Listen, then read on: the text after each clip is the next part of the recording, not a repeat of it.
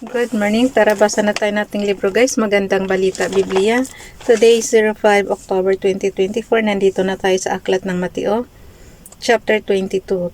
Ang talinghaga tungkol sa kasalan. Pakisabayan ako ng basa ng pare-pareho tayo dito matuto. At malaman na rin natin yung history ni Jesus. Mateo chapter 22 verse 1, muling nagsalita sa kanila si Jesus sa pamamagitan ng talinghaga. Sinabi niya, verse 2, ang kaharian ng langit ay katulad ng isang haring nagdaos ng isang handaan para sa kasal ng kanyang anak na lalaki. Verse 3, isinugo niya ang kanyang mga lingkod upang tawagin ang mga inaanyayahan. Ngunit ayaw nilang dumalo. Verse 4, muli siyang nagsugo ng ibang mga lingkod sa kanyang pinagbili. Okay, verse 4 guys. Mateo chapter 22 verse 4, muli siyang nagsugo ng ibang mga lingkod at kanyang pinagbilinan ng ganito. Sabihin ninyo sa mga inanyayahan na nakahanda na ang mga pagkain, napatay na ang aking mga baka at mga pinatabang guya at handa na ang lahat, halina kayo. Verse 5, ngunit hindi ito pinansin ng mga inanyayahan, sa halip pumunta sila sa kanilang lakad, may nagpunta sa kanyang bukid at mayroon namang nag-asikaso ng kanyang negosyo. Verse 6, sinunggaban naman ng iba ang mga lingkod, hinamak at pinatay. Verse 7, galit na galit ang hari kaya't pinapunta niya ang kanyang mga kawal upang puksain ang mga mamamatay taong iyon at sunugin ang kanilang lungsod. Verse 8, pagkatapos sinabi niya sa kanyang mga lingkod, nakahanda na ang pagkain ngunit hindi karapat-dapat ang mga inanyayahan. Verse 9, pumunta kayo sa mga lansang matao at inyong anyayahan sa kasalan ng ang lahat ng makita ninyo. Verse 10, pumunta nga sa mga pangunahing lansangan ang mga lingkod at isinama nila ang lahat ng kanilang natagpuan, masasama at mabubuti at napuno ng mga panauhin ang bulwagang pangkasalan. Verse 11, pumasok ang hari upang tingnan ang mga panauhin, nakita niya ang isang taong hindi nakadamit pangkasalan. Verse 12, tinanong niya ito, kaibigan, bakit ka pumasok dito nang hindi nakasuot ng damit pangkasalan? Hindi nakasagot ang tao. Verse 13, kaya't sinabi ng hari sa mga lingkod, talian ninyo ang kanyang kamay at paa at itapon siya sa kadiliman sa labas. Dooy mananangis siya at magngangalit ang kanyang mga ngipin. Verse 14, pagkatapos nito'y sinabi ni Jesus, marami ang tinatawag ngunit kakaunti ang pinili. Ang pagbabayad ng buwis. Mateo chapter 22 verse 15, umalis ang mga Pariseo at nag-usap-usap kung paano nila mahuhuli si Jesus sa kanyang pananalita. Verse 16, kapag pinapunta nila kay Jesus ang ilan sa kanilang mga alagad kasama ng ilang tagasunod ni Herodes, sinabi ng mga sugo, Guro, nalalaman namin kayo tapat at itinuturo ninyo ng buong katotohanan ang ibig ng Diyos na gawin ng mga tao. Wala kayong itinatangi sapagkat pareho ang pagtingin ninyo sa mga tao. Verse 17, ano po ang palagay ninyo, na ayon ba sa kautusan na magbayad ng buwis sa emperador o hindi? Verse 18, alam ni Jesus ang kanilang masamang layunin kaya't sinabi niya, kayong mga mapagkunwari, bakit nais ninyo akong hulihin? Verse 19, ipakita ninyo sa akin ang isang salaping pambuwis. At ipinakita nga nila ang isang salaping pilak. Verse 20, kaninong larawan at pangalan ang nakaukit diyan? Tanong ni Jesus.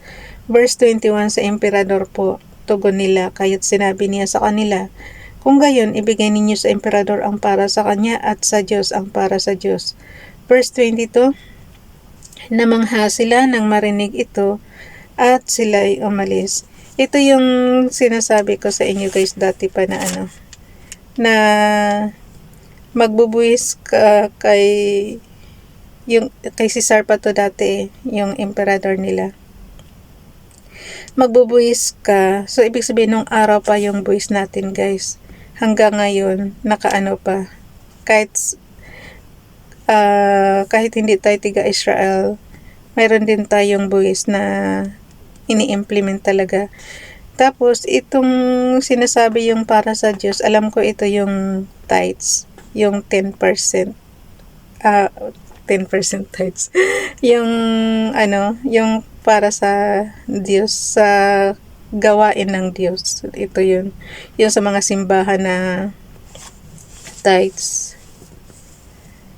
Pero sabi ko nga, lagi ko sinasabi, ang pag-ano kasi ng tithes, hindi yung magko-compute kayo sa sweldo nyo is 10% agad. Hindi, tinalo nyo pa yung buwis ng gobyerno. Hindi yung ganun. Kasi ang sa government naman natin is para yan sa mga proyekto. Ito kasi sa tithes na tinuturo dito.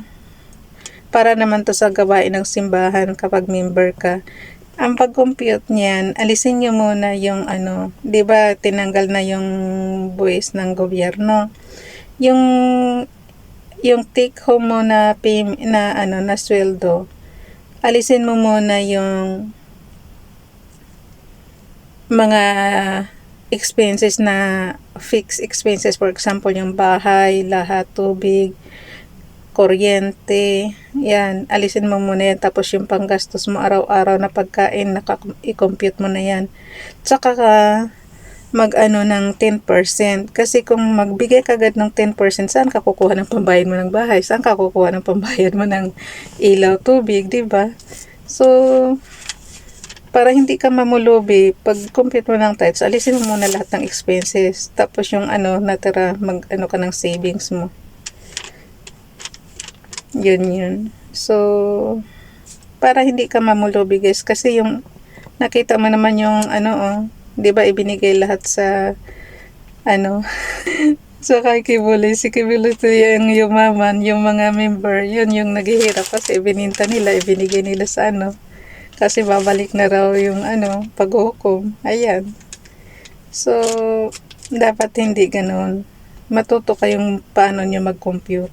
Dito naman tayo sa aklat ng Mateo chapter 22 verse 23 tungkol sa muling pagkabuhay.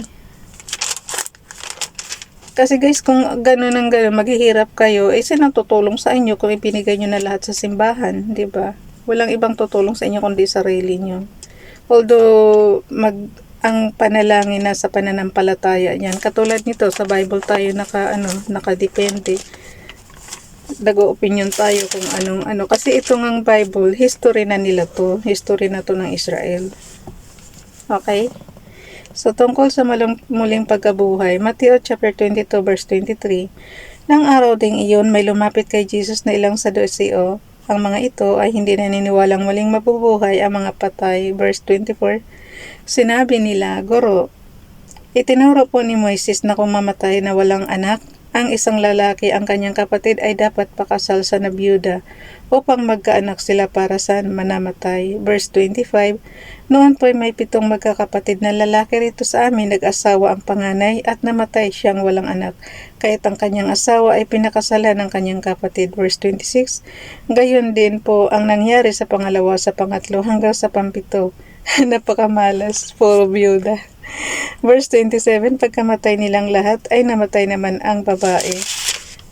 Verse 28, ngayon, sino po sa 7 ang magiging asawa niya sa muling pagkabuhay? Yamang siya ay napangasawa nilang lahat. Alam niyo guys, may napanood ako nito yung yung sila, 'di ba, yung biyuda is ipinaasawa doon sa kapatid. Grabe. Pero dapat talaga hindi ito mangyari kasi nga paano kung hindi naman nila mahal ang isa't isa katulad nga nung napanood natin, 'di ba? Pero ang mangyayari, pinapatay yung sa tradisyon nila. Dito pala yung kinuha sa Bible. Yung pag nabiyuda is pinaasawa sa kapatid. Napaka-unfair. Dapat ngayong generation natin, hindi na dapat ganito. Kaya nga dapat maraming mauulit na batas. Dapat i-updated naman nila. Kasi parang obsolete na masyado itong ganitong batas.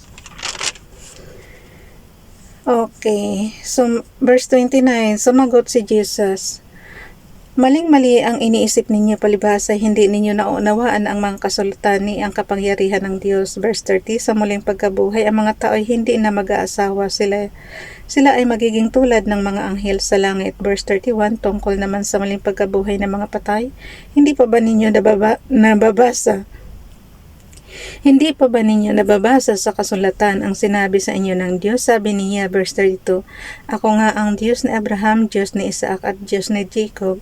Ang Diyos ay hindi Diyos ng mga patay, kundi ng mga buhay. Verse 33, nang marinig ito ng mga tao, namangha sila sa kanyang katuruan. Ang pinakamahalagang utos, verse 34, nagtipon-tipon ang mga Pariseo nang mabalitaan nilang napatahimik ni Jesus ang mga Saduseo. Verse 35, isa sa kanila na dalubhasa sa kautosang Hudiyo, ang nagtanong kay Jesus upang subukin ito. Verse 36, Guro, alin po ang pinakamahalagang utos sa kautosan? Tanong niya. Verse 37, sumagot si Jesus, ibigin mo ang Panginoon mong Diyos ng buong puso, ng buong kaluluwa at ng buong pag-iisip. Verse 38, ito ang pinakamahalagang utos. Verse 39, verse 38 guys, ito ang pinakamahalagang utos. Verse 39, ito naman ang pangalawa, ibigin mo ang iyong kapwa gaya ng pag-ibig mo sa iyong sarili. Verse 40, sa dalawang utos na ito, nakasalalay ang buong kautusan ni Moises at ang katuruan ng mga propeta. Ang tanong tungkol sa anak ni David. Matthew chapter 22 verse 41, tinanong naman ni Jesus ang mga Pariseong nagkakatipon doon. Verse 42, ano ang pagkaalam ninyo tungkol sa Kristo? Kanino siyang anak? Kay David po, sagot nila. Verse 43, sabi ni Jesus, kung gayon, bakit siya tinawag ni David na Panginoon nang nasa kanya ang Espiritu? Ganito ang kanyang sinabi. Verse 44, sinabi ng Panginoon sa aking Panginoon, maupo ka sa kanan ko, hanggang lubusan kong mapasuko sa iyo ang mga kaaway mo. Verse 45, ngayon kung si David ay tumawag sa kanya ng Panginoon, paanong masasabing anak ni David ang Kristo? Verse 46, isa man sa kanila'y walang nakasagot at mula nooy wala nang nangahas magtanong sa kanya. So hanggang dito na lang guys, bukas na itong chapter 23. Ano ba bukas? 06 October. Nawa matapos na natin to before mag-December. Konti na lang naman, oh. Nagutay-gutay na nga tong yung aking Bible sa kakabasa natin everyday. Pero ang dami nating ang daming nating opinion sa mga ito. Sa New Testament. Yung pansarili ko lang yun guys, kaya nga kayo din, magbasa din kayo ng sarili nyo. Bye everyone. God bless.